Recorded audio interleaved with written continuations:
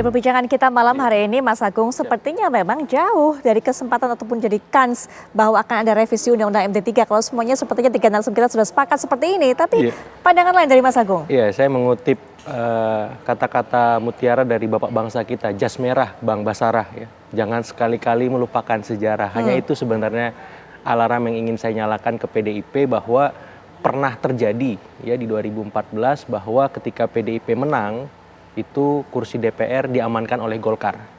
Nah, jangan sampai ini terulang lagi ya peristiwa tersebut, sehingga memang PDIP, kalau Bang Basara bilang ada komunikasi di belakang panggung yang sudah berproses, bagus sekali gitu. Tapi kan publik perlu tahu juga afirmasi bahwa PDIP ini juga seatraktif Golkar. Karena apa? Karena saya bilang tadi Golkar ini punya sejarah panjang mengamankan kursi ketua DPR. Kemudian formasinya, kalau permainan sepak bola itu, ini formasi menyerang terus. Ya, kemarin di eksekutif 5 kursi minimal. Ini saya khawatir legislatif udah mulai disenggol-senggol juga ini barang kan. Nah, artinya formasi Golkar ini dalam tanda petik menyerang, benar-benar ingin memastikan mengamankan kursi di eksekutif, kemudian nanti di legislatif dan seterusnya. Karena apa? Karena ini mungkin waktunya, bahasa Pak Erlangga itu, waktunya Golkar reborn and rebranding seperti itu. Jadi Golkar baru yang saya lihat memang benar-benar lebih gesit, lebih atraktif, lebih nggak bisa ditebak seperti itu. Sehingga memang kenapa dari awal saya ragu, karena pola formasinya, kemudian gaya permainannya seperti itu. Kalau kita penggemar sepak bola kan larut dalam situasi yang sederhana demikian. Saya melihat politik sesederhana itu seperti saya nonton sepak bola. Jadi saya melihat pelatihnya juga ini banyak ini ya. Selain Pak Erlangga ada, mungkin Pak Jokowi atau bapak-bapak yang lain yang kawakan, Pak Luhut, Pak Agung, Pak Akbar dan seterusnya. Jadi saya bilang kenapa ini agak lain ya, karena barang ini Golkar masalahnya. Kita membahas sebuah partai besar yang punya sejarah panjang mengamankan beragam kursi, eksekutif, legislatif, yudikatif dan seterusnya, kursi-kursi yang lain. Begitu Bang Doli ya.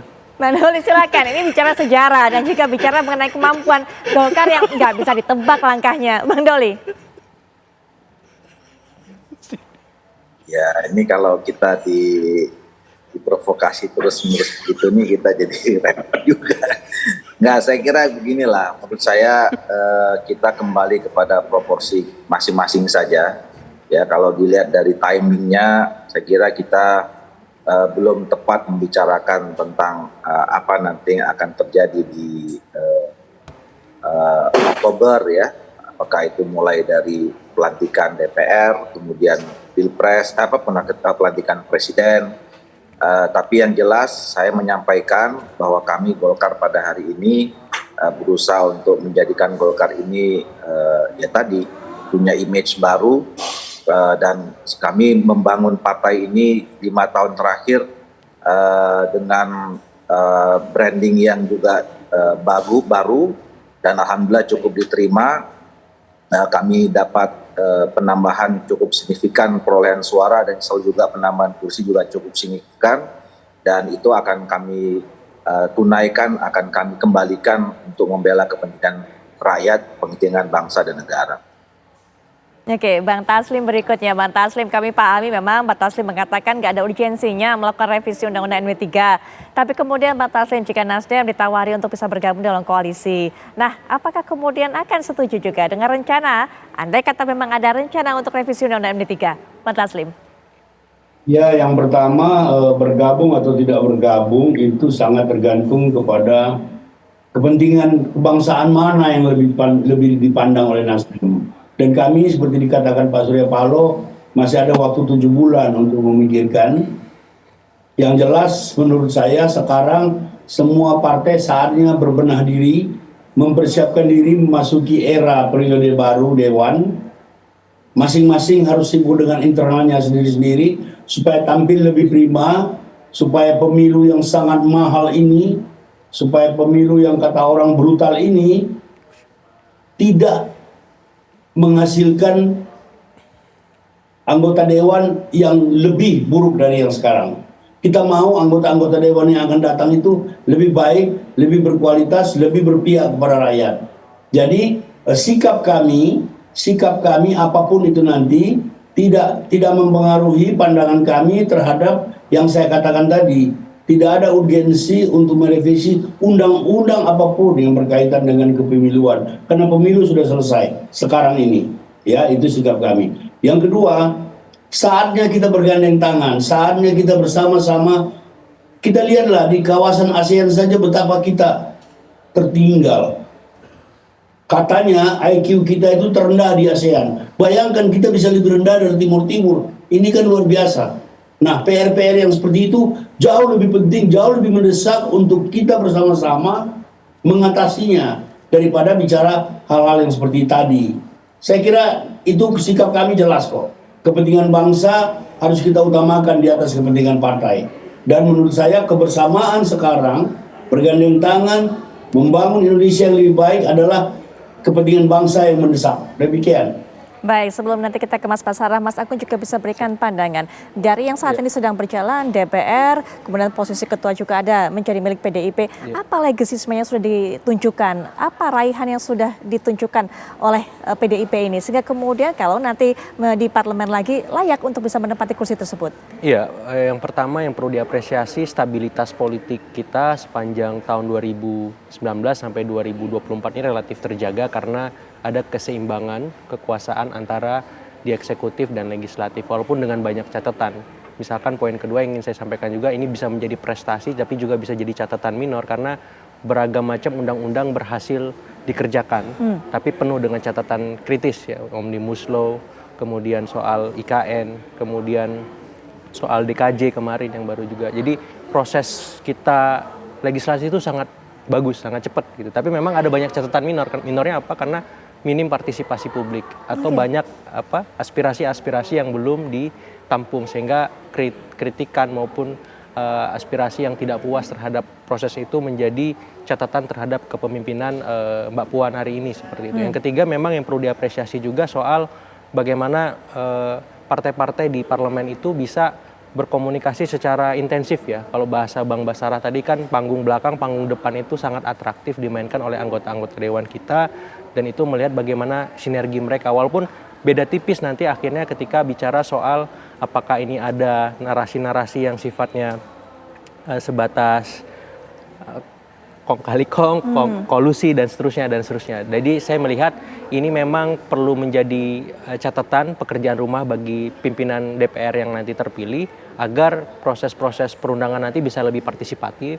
Kemudian bagaimana menjalin komunikasi dengan eksekutif sehingga tidak ada program-program krusial yang dihadang di tengah jalan gitu, dan memang keoposisian yang akan dikerjakan nanti memang substantif gitu, bukan sekedar asal beda, asal kritis dan asal-asalan seperti itu, tapi bagaimana bisa menjadikan legislatif itu sebagai mitra yang memang proporsional, profesional, dan akhirnya membuat rakyat kita sebagaimana gambaran Bang Taslim tadi bisa menjadi fokus semua agar mereka tidak ada yang dimarginalkan seperti itu. Baik, terakhir juga penutup dari Mas Basarah, silakan Mas Basarah, upaya kemudian dari PDIP untuk bisa menjaga agar keyakinannya tadi Mas Basarah bahwa tidak akan dilakukan revisi ini betul-betul terjadi, silakan.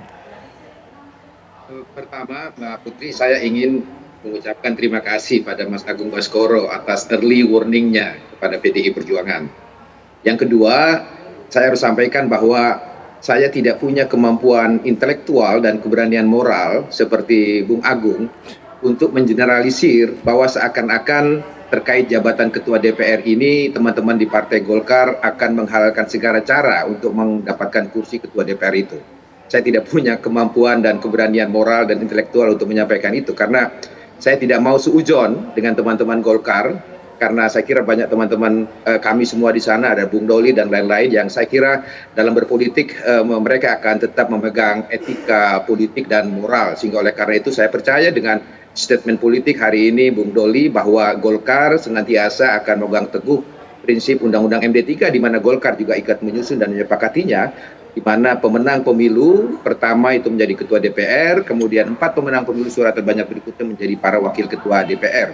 Saya kira ada satu hal yang juga perlu saya garis bawahi dalam diskusi ini, Mbak Putri, bahwa kita juga sudah mendapatkan satu konvensi ketatanegaraan di mana kita telah memberlakukan satu praktek berdemokrasi di mana agar kekuasaan itu dapat dibagi secara proporsional dan ikut melibatkan semua pihak untuk membangun bangsa ini, maka sekalipun tidak ada peraturan tertulis secara resmi di Undang-Undang MD3 bahwa pemenang pemilu yang sudah menjadi ketua DPR tidak harus menjadi ketua MPR RI. Maka praktek bernegara ini telah kita sepakati kemarin ketika 2019 kita kembali menang, punya ketua DPR, punya Presiden Joko Widodo yang waktu itu belum ada persoalan complicated seperti ini. Kita punya presiden pada waktu itu, tapi PD Perjuangan dengan legowo mendukung Golkar untuk menjadi ketua MPR. Mengapa? Karena kita sudah ketua DPR, ketua DPR-nya PDI Perjuangan, presidennya PDI Perjuangan, masa sih ketua MPR-nya harus kembali dari PDI Perjuangan? Maka dengan konvensi ketatanegaraan itu akhirnya kita bersepakat, sudahlah berpolitik ini nggak boleh serakah, nggak boleh memanfaatkan atau aji mumpung begitu dan lain-lain. Maka kita bersepakat begitu untuk mengatur konvensi ketatanegaraan. Kalau sudah ketua DPR, partai pemilu, janganlah kemudian serakah menjadi ketua MPR. Nah, praktek itu sudah kita lakukan. Menurut saya betapa indahnya kesepakatan bernegara kita yang kita tuangkan dalam regulasi perundang-undangan dalam Undang-Undang MD3, dan oleh karena itu saya sependapat dengan yang dikatakan oleh Bung Taslim tadi, tidak ada urgensinya untuk berubah Undang-Undang MD3 pasca pemilu usai dilakukan.